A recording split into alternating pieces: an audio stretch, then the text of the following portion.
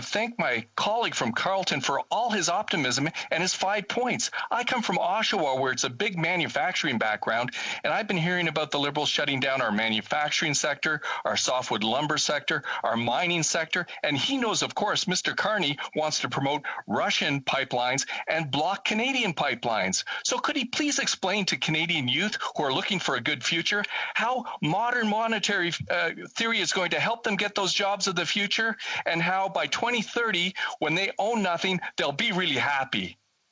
The honourable member for Carleton. Well, this is some great questions. First of all, modern MMT, they call it, modern monetary theory. MMT can also stand for more money today, or magic money tree. It's this new theory where governments will just simply print cash.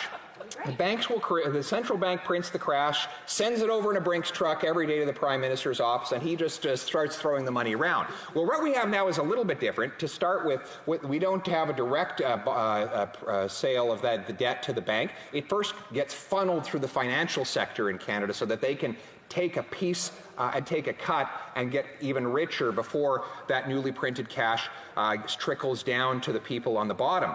But the bottom line is that what we have today is very similar to MMT. It is printing mass sums of cash that inflates the assets of the rich and raises the consumer prices of the poor. That is a massive new inflation tax that will only help big government, big business, and the super rich at the expense of the working class. That's why we're speaking out against it. As for Mr. Carney, you're right, he's part of the World Economic Forum that the finance minister joins, which says that in 2030, only 9 years from now, you will own nothing and you will love it. That is the agenda of these people. Maybe that's why over the last year they've done everything in their power to make housing completely unaffordable so that nobody can afford it except them, a small group of landed aristocrats, while the common people are out in the field doing the work. We on this side want to democratize property ownership, make it available to everybody.